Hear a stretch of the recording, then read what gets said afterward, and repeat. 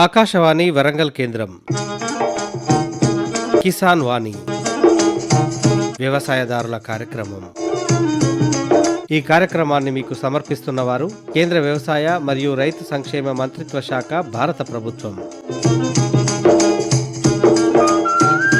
ఈ కార్యక్రమంలో పండించిన పంటలకు అధిక ధర రావడానికి రైతులు తీసుకోవాల్సినటువంటి జాగ్రత్తలు, ఐనవోలు మండలం వ్యవసాయ అధికారి చందుపట్ల సునీల్ రెడ్డి గారితో పరిచయం వింటారు. అనంతరం వరి మరియు ఇతర పంటల సాగులో అనుభవాలు, ఐనవోలు గ్రామ రైతు అమరవాది రాజు గారితో పరిచయం. ముందుగా వినండి కొన్ని వాణిజ్య ప్రకటనలు. సర్వోత్తమ రైతు పురస్కారం లభించింది హరికి. హరి, మీ విజయ రహస్యం ఏమిటో చెప్పండి. రైతు మిత్రులారా, మీరు కూడా మీ పొలాల్లో అధిక పంటను పండించగలరు. అదెలా? ఎప్పుడు ఏ సమస్య వచ్చినా వెంటనే కలపండి ఈ నెంబరు 1800 ఇది ఎవరి నంబర్ బాబు? కిసాన్ కాల్ సెంటర్ది. అక్కడ విశేషజ్ఞులు మీ పొలం సమస్యలకు వెంటనే పరిష్కారం చెప్తారు. అదేంటయ్యా, విశేషజ్ఞులు అన్ని సమయాల్లోనూ దొరుకుతారా? తప్పకుండా దొరుకుతారు. ఏడాదిలో 365 రోజులును, అది కూడా ఉదయం 6 గంటల నుంచి రాత్రి 10 గంటల దాకా. మరైతే ఎక్కువసేపు మాట్లాడితే డబ్బు చాలా అవుతుందిగా. ఖర్చు లేనే లేదు. మొబైల్ పై గానీ ఇతర ఫోన్ తో కానీ కిసాన్ కాల్ సెంటర్ కి ఉచితంగా కాల్ చేయవచ్చు. సలహాకి కూడా ఖర్చు ఉండదు. నిజంగా? 16 అణాల నిజం. రైతు సోదరులారా, పంట సమస్యల గురించి మీ భాషలో వెంటనే సమాధానం కోసం పూర్తి భారతదేశంలో ఏ ఫోన్ నుంచైనా జాతీయ హెల్ప్ లైన్ నంబర్ 1800 తో ఉచితంగా సంప్రదించండి. రైతు మిత్రుడు కిసాన్ కాల్ సెంటర్. ఇప్పుడు వినండి, పండించిన పంటలకు అధిక ధర రావడానికి రైతులు తీసుకోవాల్సిన జాగ్రత్తలు అనే అంశంపైన ఐనవోలు మండల వ్యవసాయ అధికారి చందుపట్ల సునీల్ రెడ్డి గారితో పరిచయ కార్యక్రమం వింటారు. నమస్కారం అండి, చందుపట్ల సునీల్ రెడ్డి గారు. నమస్తే. మీరు ఐనవోలు మండలం అగ్రికల్చర్ ఆఫీసర్గా చేస్తున్నారు కదా? అవునండి. మరి ఇప్పుడు ఈ వాతావరణ పరిస్థితులలో అంటే ఇప్పుడు మొక్కజొన్న కూడా వస్తుంది రైతులకు, పత్తి కూడా ఏరుకుంటున్నారు, వరి కూడా ఇప్పుడు తీసుకునే టైం రైతులు. మరి ఇలాంటి సమయంలో మీరు రైతులకు ఎలాంటి సూచనలు ఇస్తున్నా అధిక రేటు రావాలన్న, వాళ్ళకి ధర రావాలన్న? ముఖ్యంగా ఏంటంటే ఐనవోలు మండలం తీసుకుంటే ప్రధానమైన పంటలు ఇప్పుడు ఉన్న దాంట్లో ఒకటి పత్తి, అదేవిధంగా మనకు మొక్కజొన్న కూడా ఒక రకంగా 2 నుంచి 3 వేల ఎకరాల వరకు కూడా సాగు చేయడం జరిగింది.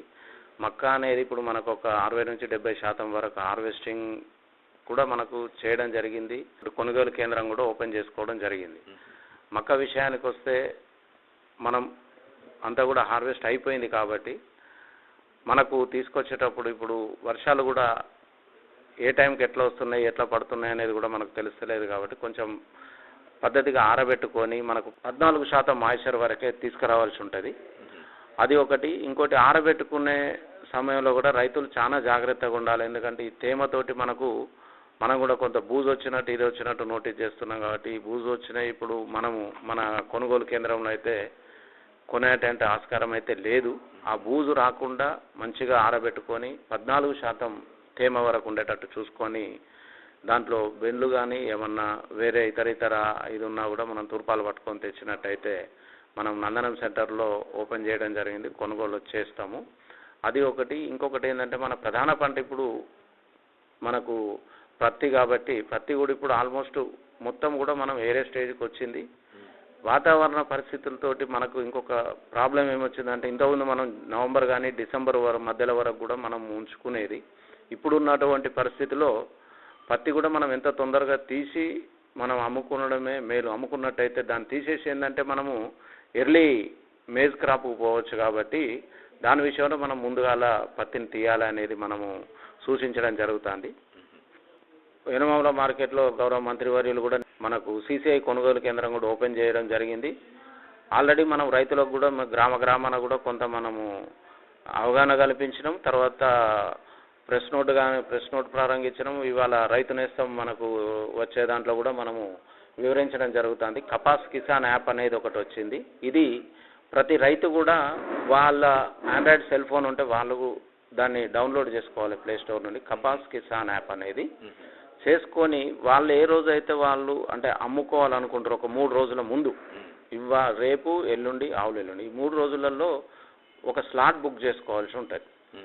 ఆ స్లాట్ బుక్ చేసుకొని వాళ్ళకు ఉన్నటువంటి ఎకరేజ్ అంటే మేము పంట నమోదు కార్యక్రమంలో మాకు ఏదైతే చెప్పిండ్రో 2 ఎకరాల 3 ఎకరాలు 5 ఎకరాలు 10 ఎకరాలు ఏది ఉన్నా కూడా దాన్ని వాళ్ళు దాంట్లో ఈరోజు మనం ఎంత క్వాంటిటీ పత్తి అమ్ముతున్నాం, ఎన్ని క్వింటాలు, అది కూడా దాంట్లో ఫీడ్ చేయడం ఉంటుంది. కాబట్టి ఫీడ్ చేసుకొని 3 రోజులలో ఒక డేట్ ఏదో ఒకటి సెలెక్ట్ చేసుకొని ఆ డేట్ ప్రకారంగా ఆ టైం ప్రకారంగా మనము కొనుగోలు కేంద్రం పోవాల్సి ఉంటుంది, వేరే ఇబ్బంది లేకుండా. తర్వాత పత్తిలో ఇప్పుడు ఇంకొక ప్రాబ్లం ఏమొచ్చిందంటే ఈ వర్షాలతో, అంటే ఈ అధిక వర్షాలు అనేది మన వాతావరణ శాఖ కూడా సూచించడం జరిగింది. కాబట్టి పత్తి పంటను ముఖ్యంగా ఇప్పుడు మీరు ఏరకుంట చెట్టు మీద ఉంచడమే మేలు. అంటే రేపు మనకు ఎండ వచ్చి కొంత ఆరాలంటే కూడా మొక్క పైన ఉన్నదే మనకు తొందరగా ఆరుతుంది. కానీ మనం తీసుకొచ్చి ఇంటి దగ్గర పెట్టుకున్నట్లయితే ఆ తేమ అధికం ఉన్నది కాబట్టి దాన్ని మనం ఏం చేయలేని పరిస్థితి. కాబట్టి ఒక 2-3 రోజులు ఓపికతోటి ఏరకుండా ఉండడం మేలు.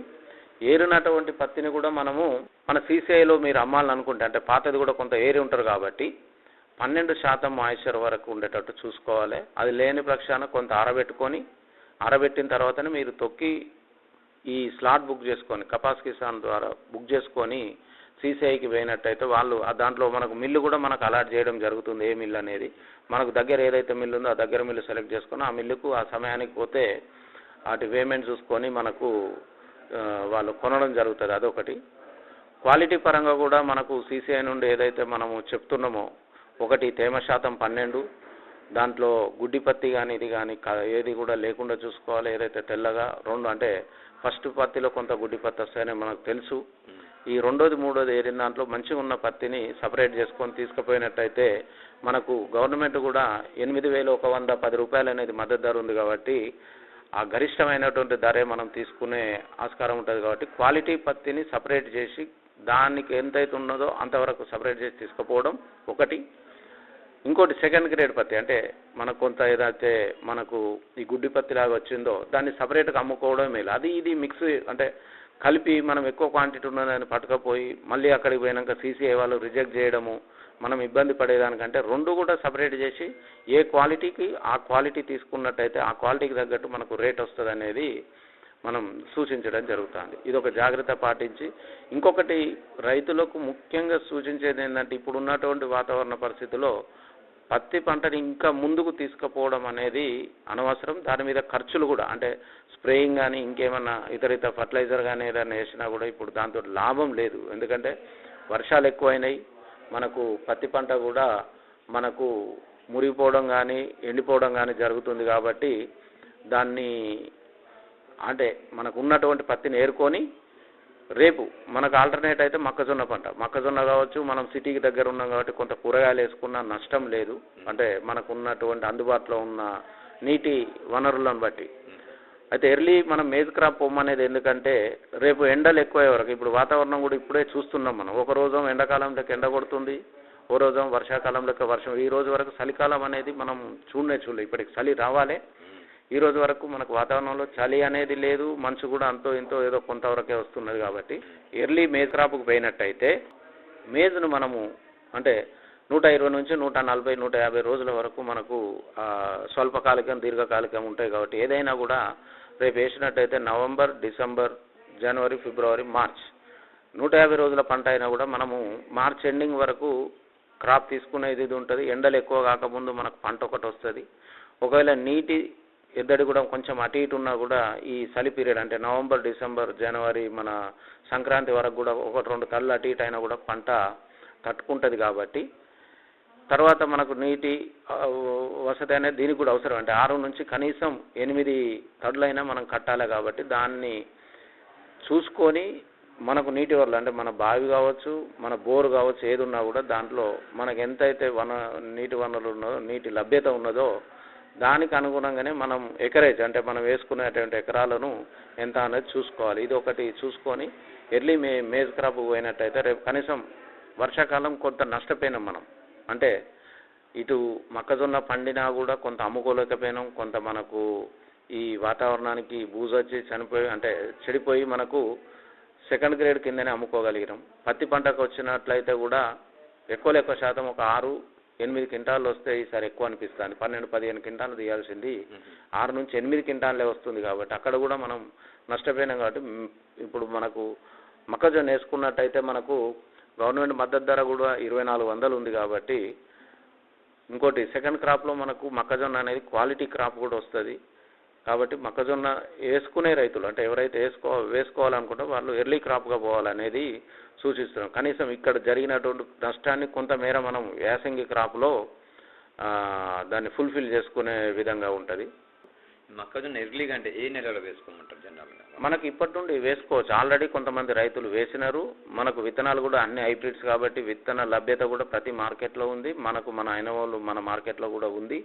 కాబట్టి ఇప్పటి నుండి మీరు ఏ టైంకైనా వేసుకోవచ్చు. దానికి ఇదేం లేదు. అంటే ఆల్రెడీ మనకు యాసంగి క్రాప్ అనేది స్టార్ట్ అయింది. ఇప్పటి నుండి మీరు నవంబర్ డిసెంబర్ మధ్యలో వరకు కూడా వేసుకొని ఆపడమే ముఖ్యం. ఎందుకంటే కొంతమంది జనవరిలో కూడా వేసేవాళ్ళు ఉన్నారు. జనవరిలో వేస్తే మనకు మళ్ళీ ఫిబ్రవరి, మార్చ్, ఏప్రిల్, మే వరకు పోతుంది. ఈసారి అంటే ఉన్నటువంటి వాతావరణ పరిస్థితి రేపు మనకు వడగండ్ల వాన వచ్చినా కూడా ఇంకోటి వచ్చినా కూడా మనకు పంట నష్టం అవుతుంది. కాబట్టి వడగండ్ల వాన అనేది కూడా మనకు ఏప్రిల్ మధ్యలో నుండి మేలో వస్తుంది. కాబట్టి దానికి ముందే మనం పంట తీసుకున్నట్టయితే మనకు ఎలాంటి నష్టం జరగకుండా ఉంటుంది అనేది దాని కొరకు మనం ఎర్లీ క్రాప్ అనేది సూచించడం జరుగుతుంది. అంటే ఈ పత్తి కూడా ఇప్పుడు ఆల్రెడీ మంచి వస్తలేదు కాబట్టి అంతే, పత్తి కూడా ఇప్పుడు ఉంచుకొని మనం లాభం లేదు. దాని మీద ఎంతైతే ఖర్చు ఇప్పటి నుండి చేస్తామో అది నష్టమే మనకు. కాబట్టి పత్తి పంటను కూడా ఇంకా ఆపాల్సిందే. ఆపి ఎర్లీ క్రాప్కు మనం కొంత ఉంటే మొక్కజొన్న వేసుకోవడం, కొంత 10 గుంటలు 20 గుంటలు ఏమైనా ఉంటే కూరగాయల సైడ్ పోయినా కూడా దానికి నష్టం ఏం లేదు. ఇది రెండో పాయింట్. ఇంకొకటి ఏంటంటే మనకు వరి కూడా ఇప్పుడు ఆల్మోస్ట్ కోతలు మనకు ఒక 3 నుంచి 5-10% వరకు కూడా మనకు అంటే హార్వెస్టింగ్ స్టార్ట్ అయింది. కొనుగోలు కేంద్రం కూడా ఇప్పుడు మనం స్టార్ట్ చేసినాం. నిన్న స్టార్ట్ చేసినాము. మిగతా కూడా అన్ని ఈ వారం రోజులలో అన్ని కొనుగోలు కేంద్రాలు కూడా ఓపెన్ అవుతాయి. కాబట్టి మళ్ళీ వరి కూడా మనకిప్పుడు మంచిగా అంటే ఒక ధర ఇప్పుడు మనకు ఏదైతే ఉందో మనకు 2320 రూపాయలు అనేది మనకు ఉంది. దానికి ఈ వర్షాకాలంలో మనకు వరి పంట అమ్ముకునే కాడ ఇబ్బంది వచ్చేది ఒకటే, మళ్ళీ తేమనే. అది ఏదో రకంగా మనం ఆరబెట్టుకొని 17 నుంచి కిందికే ఉండాలి తప్పితే 17 నుంచి పైకి ఉంటే మన కొనుగోలు కేంద్రంలో కూడా మనం యాక్సెప్ట్ చేయడం. కాబట్టి అది పంట కూడా టోటల్ అంటే కొంత ఆరబెట్టి ఆరిన తర్వాతనే టోటల్ పంట అయినాకనే హార్వెస్ట్ చేయాలనేది సూచించడం జరుగుతుంది. వర్షాకాలంలో ఏంటంటే రైతులు కొందరు కొంచెం పచ్చిగున్నప్పుడు కూడా కోసే అటువంటి ఇది ఉంది. అట్లా కోసినట్టయితే ఇప్పుడు ఈ వాతావరణంలో మనం ఆరబెట్టలేము. ఆరబెట్టనప్పుడు మనం కూడా తీసుకోం. కాబట్టి దాన్ని మొత్తం పక్వానికి వచ్చినాకనే అంటే మొత్తం పంట అయి గింజ మొత్తం కూడా అయినాకనే కోయాలనేది సూచించడం జరుగుతుంది. దీంతో పాటుగా ముఖ్యమైనది అతి ముఖ్యమైనది ఒకటి తేమ, ఇంకొకటి తాలు మనకు ఏదైతే వస్తుందో ఆ తాలు పోవాలంటే ఏదైతే హార్వెస్టర్ను మనం రేపు వాడుతున్నామో హార్వెస్టర్కు ఆర్పిఎం అనేది ఉంటుంది. ఈ ఆర్పిఎం అనేది దాని ఫ్యాన్ బ్లోవర్ ఏది మనకు హార్వెస్టర్లో దాన్ని 18 నుంచి 20 వరకు పెట్టాలనేది ప్రభుత్వ పరంగా మనం సూచిస్తున్నాం. అదేవిధంగా హార్వెస్టర్ ఓనర్లు ఎవరైతే ఉన్నారో ఓనర్లకు చెప్తాం. మీరు కూడా మన దాంట్లో జరిగేటప్పుడు ఎందుకంటే అంత పెద్ద క్వాంటిటీని మీరు తూర్పాల పట్టే ఆస్కారం లేదు. కాబట్టి మనం కోత టైంలోనే హార్వెస్టర్ని చేసినట్టయితే తాలు బయటకు వెళ్ళిపోతుంది. మన గింజలు ఏదైతే నిండు గింజలు ఉన్నాయో అవి వస్తే అవి ఆరబెట్టుకొని మార్కెట్కి వస్తే రేపు మనం క్వాలిటీ చెక్ కాడ ఏ ఇబ్బంది లేకుండా ఉంటుంది. కాబట్టి ముందే కోసేటప్పుడే జాగ్రత్త చేసుకొని ఈ వరిని కూడా మన కొనుగోలు కేంద్రాలు ఏదైతే ఉన్నాయో మీకు దగ్గర ఉన్నటువంటి దగ్గర చేసుకోవాలి. చేసుకున్నట్టయితే దాంట్లో ఎలాంటి ఇబ్బంది లేకుండా కొనడం జరుగుతుంది. అంటే రైతులు హార్వెస్ట్ చేసుకునేటప్పుడే తాలు గింజలు కూడా పోయేటట్టు హార్వెస్టర్లోనే ఈ మెకానిజం ఉంది. మనం మెకనైజేషన్కు పోయినటువంటిదే మనకు అంటే లేబర్ షార్టేజ్ వల్ల కూలీల కొరత వల్లనే మనం ఒక్కొక్క మెషిన్ మనం యాక్సెప్ట్ చేస్తున్నాం. అంటే ఇవాళ మనము నాటేటప్పుడు నాటయంత్రాలు ఉన్నాయి. మనకు నాటయంత్రాల తర్వాత మనం గడ్డి మందుతోటి కలుపు అది ఇది నివారణ చేసుకుంటున్నాం. ఫర్టిలైజర్ అనేది మనము డ్రోన్ అనేది స్ప్రే చేసుకుంటున్నాం.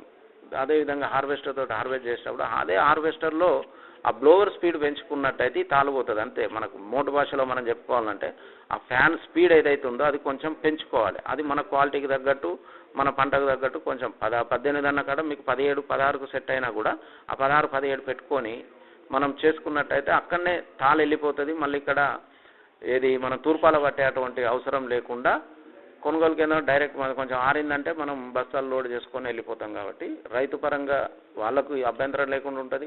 కొనుగోలు పరంగా రేపు మిల్లు వాళ్ళు కూడా మనకు రైస్ మిల్లు ఏదైతే అలాట్ అవుతుందో వాళ్ళు కూడా రిజెక్ట్ చేయకుండా క్వాలిటీ చెక్ చేసి రిజెక్ట్ చేయకుండా ఉంటుంది. కాబట్టి క్వాలిటీ చెక్ కూడా మన విస్తరణాధికారి కూడా తాళ్ళు ఉన్నట్టయితే మనోళ్ళు కూడా మీకు టోకెన్ ఇవ్వరు కాబట్టి దాన్ని నీట్గా చేసుకొని తాళ్ళు లేకుండా చూసుకొని మంచిగా ఆరబెట్టుకొని 17% తేమతోటి తీసుకురావాలనేది అందరు రైతులకు కూడా సూచిస్తాం. నిల్వ చేసే విషయంలో ఏమన్నా జాగ్రత్తలు ఉంటాయి? మనం నిల్వ చేయాలి అనుకుంటే మాత్రం పంటను అంటే రేపు వర్షాకాలం పంట కాబట్టి కొంత మనము అంటే తిండి పర్పస్లో కూడా మనం బియ్యం పర్పస్లో కూడా పెట్టుకుంటాం కాబట్టి అది 14 నుండి లోపలికే ఉండాలి. ఇంకా అట్లయితేనే మనం మన ఇంట్లో స్టోర్ చేయగలుగుతాం. లేదంటే కుక్కు పురుగు కానీ ఇంకో పురుగు కానీ స్టోరేజ్ పెస్ట్ అనేది మనకు ఉంటుంది.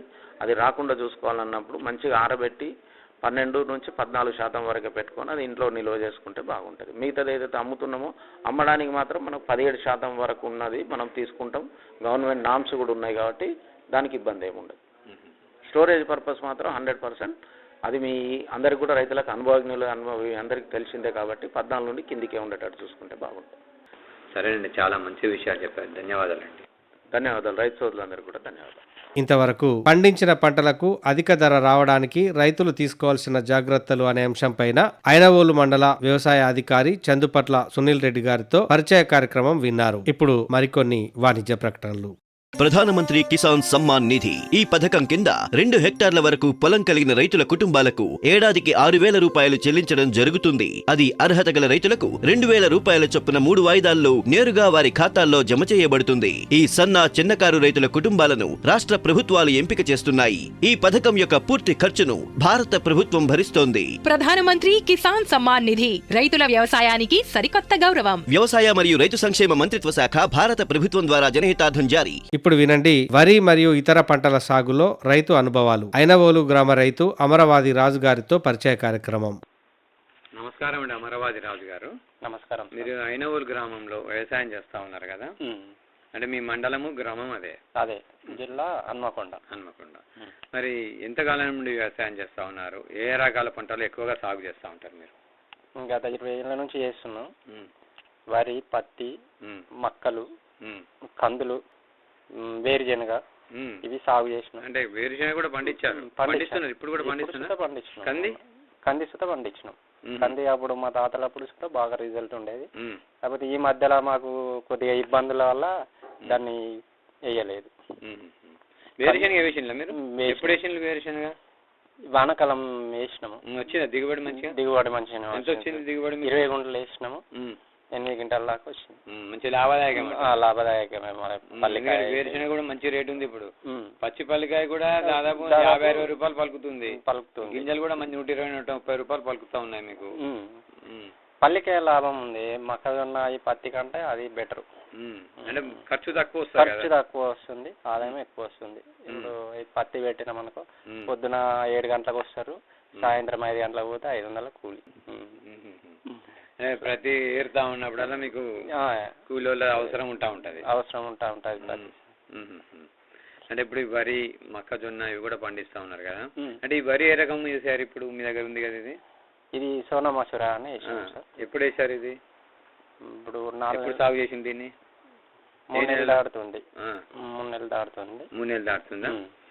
15 రోజులు అయితే కోతకు వస్తుంది. అంటే దగ్గరికి వచ్చింది మంచి గింజలు కనబడుతున్నాయి ఏర్పుగా. ఈ వాతావరణం ఎండలు కొట్టేది ఉంటే ఆల్రెడీ అయ్యేపు. కాకపోతే ఏంటంటే వర్షాలు పడ్డా కొద్దీ అది పచ్చగా అనేది అట్నే ఉండిపోతా ఉంటది. పచ్చదనం పోలేదు. అంటే ఈ వరిని సాగు చేయాలంటే దుక్కిని ఎట్లా చేసుకుంటారు మీరు? ప్రధానంగా మంచి బలంగా కావాలంటే అయితే కొంతమంది ఏం చేస్తారంటే గడ్డి ఉన్నది కదా అని కొయ్యకాల్లో గడ్డి అంట పెట్టుడు అది ఇది చేస్తారు. అట్లా చేయవద్దు. అట్లా చేసినా కానీ మనకు దిగుబడి రాదు.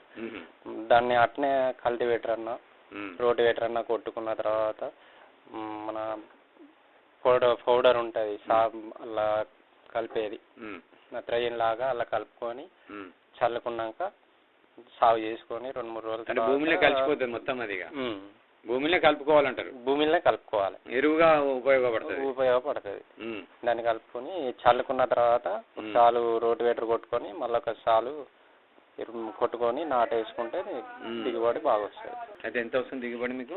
ఎకరాన 40 క్వింటాలు వస్తుంది. 40 క్వింటాలు వస్తుందా? 40 క్వింటాలు మంచి దిగుబడి. 40 క్వింటాలు అంటే మంచి దిగుబడి. అంటే మీరు అన్న ప్రకారము ఆ వచ్చిన దాన్ని కూడా మీరు లోపలనే భూమిలో కలుపుకోవాలి, కాలబెట్టద్దు. కాలబెట్టవద్దు.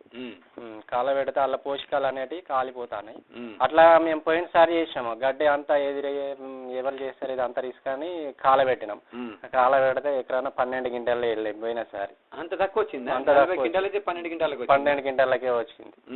ఇక అప్పటి నుంచి మళ్ళీ మా బాపు మమ్మల్ని కోపడితే మేము ఇక ఇదే మళ్ళా రొటేషన్ చేసుకున్నాం. మా పాత పద్ధతులనే చేసుకుంటే ఇప్పుడు మీరు గొలుసు చూశారు కదా, ఎక్కడన్నా 40 క్వింటాలు పక్కా. ఇది అంటే మీరు ఎన్ని సంవత్సరాలు ఈ రకం పండిస్తున్నారు మీరు? అంతకుముందు విజయ మసూర పండించేది. అది కొద్దిగా ఎరుపు రోగము తెగుళ్ళు వచ్చుడు అట్లా ఇంత దిగుబడి రాకపోయేది. 30, 35, 28 ఆ మధ్య వచ్చేది. ఇది ఇప్పుడు 5-6 సంవత్సరాల నుంచి వేస్తున్నాం. ఇది బాగా రిజల్ట్ ఉంది. 40 క్వింటాలతో ఇది వెళ్తుంది. 5 సంవత్సరాలు వేస్తా ఉన్నారు. ఇదే వేస్తున్నాం. ఇప్పుడు వానాకాలం ఇది పండించుకుంటా ఉంటారు ఎక్కువగా. మళ్ళీ మా తిండికి అయితే బయటకి ఎవరికన్నా కావాలన్నా కానీ రైస్ పట్టించి అమ్మిస్తాం. అంటే ఇప్పుడు ఈ సాగు చేసినప్పుడు మీరు ఎలాంటి జాగ్రత్తలు పాటిస్తున్నారు? దిగుబడి మంచిగా రావాలంటే ఏం చేస్తూ ఉంటారు? కీటకాలుగా వచ్చినప్పుడు ఎట్లా తీసుకుంటా ఉంటారు జాగ్రత్తలు మీరు?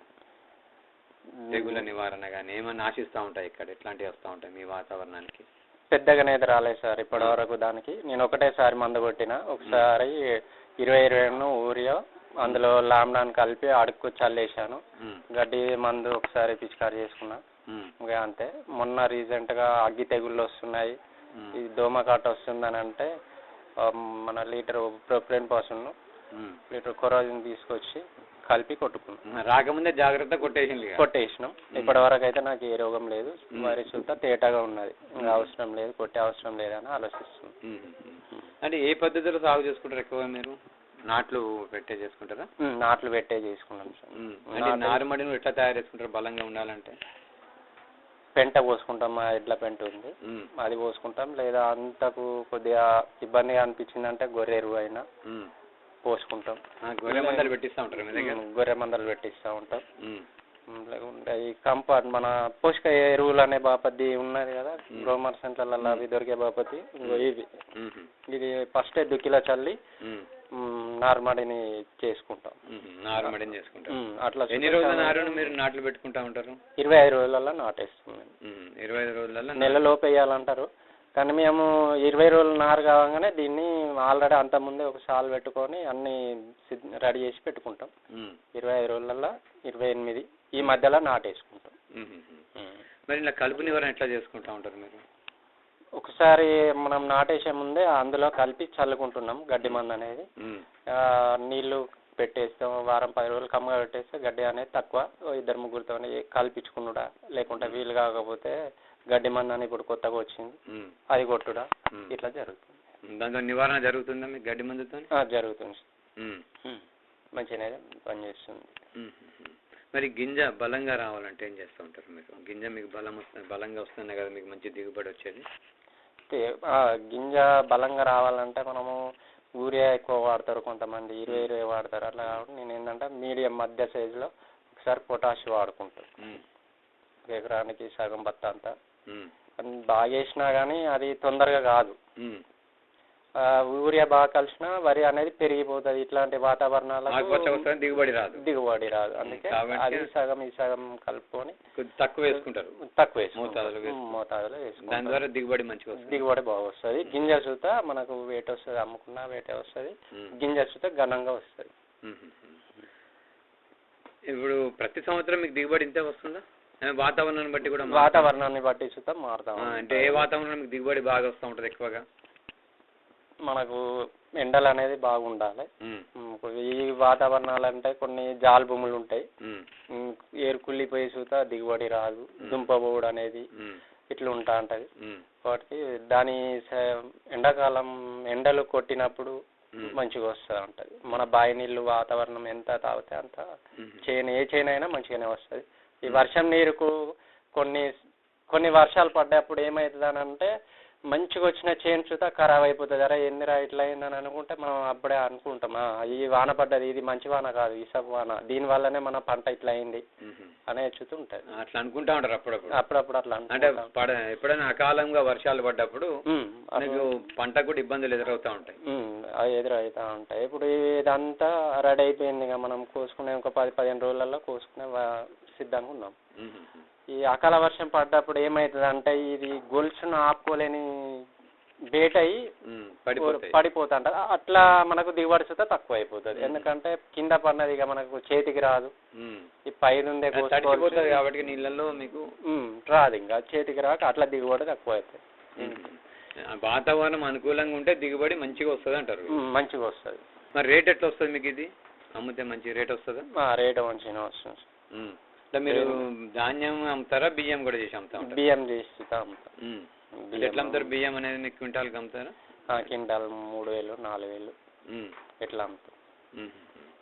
ఎక్కడ అమ్ముతా ఉంటారు మీరు బియ్యాన్ని? మేము సిటీలోనే అమ్ముతాం. సిటీలో అమ్ముతారా? సిటీలోనే.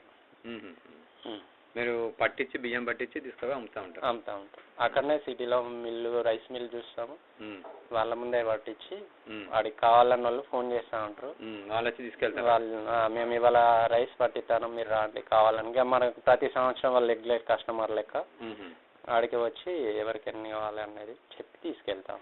అంటే మీరు మంచిగా పండించి ఇస్తారు కాబట్టి ప్రతి వాళ్ళు మీ దగ్గర ప్రతి సంవత్సరం వచ్చి తీసుకెళ్తా ఉంటారు. ఇక తీసుకెళ్తాం. ఒకసారి తీసుకెళ్ళిన వాళ్ళు మళ్ళీ వచ్చి తీసుకెళ్తా ఉంటాం.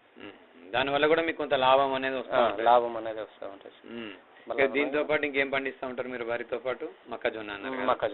మొక్కజొన్న ఎట్లా దిగుబడి వస్తూ ఉంటుంది మీకు? ఇంకా చెవుకలు కాబట్టి కొద్దిగా 28, 30, 32 క్వింటాలతో వస్తుంది సార్ ఇప్పుడు అయితే ప్రస్తుతానికి. 28, 30 ఆ మధ్యలో వస్తుంది. రాళ్ళల్లో అయితే 40 వస్తుంది, 45 వస్తుంది. వాటికి ఏంటంటే తేమ శాతం ఎక్కువ ఉంటుంది. ఒక తడి కట్టినామంటే 15 రోజుల దాకా వాళ్ళకి ఏ ఇబ్బందులు ఉండవు అన్నట్టు మొక్కజొన్నకి. ఇప్పుడు చెవుకలు ఏమైతే ఒక తడి కట్టినాం అనుకో 3 రోజులలోనే ఆరిపోయే రోజులు ఉంటాయి. ఎండలు బాగా కొట్టినా కానీ కొంతమందికి నీళ్ళు వెళ్ళే పొజిషన్ ఉంటుంది, కొంతమందికి వెళ్ళాయి. అట్లా సుతా దిగుబడి ఒకరికి రావచ్చు, ఒకరికి రాకపోవచ్చు.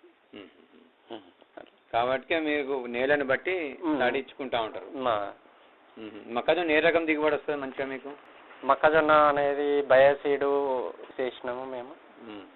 అది వానాకాలము తక్కువ వెళ్ళింది.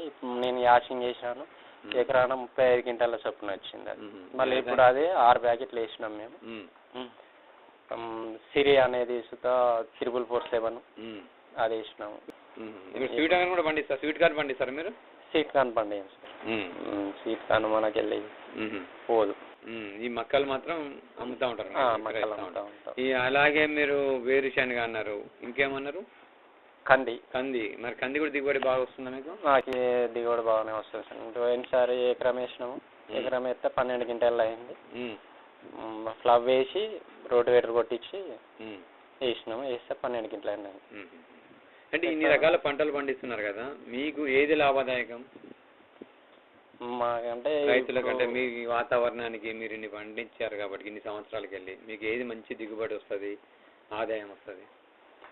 ఆదాయం అంటే ఇప్పుడు పల్లి కానీ కంది కానీ ఇది కొద్దిగా ఖర్చు తక్కువ, లేబర్ తక్కువ, వీటితోనే ఆదాయం ఎక్కువ వస్తుంది. ఇప్పుడు పత్తి పెట్టినామనుకో, పత్తి పెట్టినా కానీ లేబరు ఎక్కువ, మందులు ఎక్కువ, దానికి పండుతుంది కానీ ఖర్చు ఎక్కువ, దానికి ఖర్చుతో కూడుకున్న పని. ఇదేమో ఖర్చు తక్కువ. ఒకసారి 2 సార్లు స్ప్రే చేసుకున్నామా, ఒకసారి నీళ్ళు కట్టుకుంటే కందికి దాని పని అయిపోతూ ఉంటుంది. ఇప్పుడు పల్లికి చూతా మనం ఊరికే నీళ్ళు కట్టినా కాయది అంటారు, ఇట్లా పెరిగిపోతుంది అని అంటారు. అది లాభసాటి. ఇప్పుడు యాసింగ్ చాలా మంది వేసుకుంటారు, యాసింగ్ చూతా బాగానే పండుతుంది. సరే, మంచిదండి, చాలా మంచి విషయాలు చెప్పారు, ధన్యవాదాలండి. ఇంతవరకు వరి మరియు ఇతర పంటల సాగులో అనుభవాలు ఐనవోలు గ్రామ రైతు అమరవాది రాజు గారితో పరిచయ కార్యక్రమం విన్నారు. పరిచయకర్త పి పంకజ్ మోహన్. ఇంతటితో కిసాన్ వాణి వ్యవసాయదారుల కార్యక్రమం సమాప్తం. ఈ కార్యక్రమాన్ని మీకు సమర్పించిన వారు కేంద్ర వ్యవసాయ మరియు రైతు సంక్షేమ మంత్రిత్వ శాఖ, భారత ప్రభుత్వం.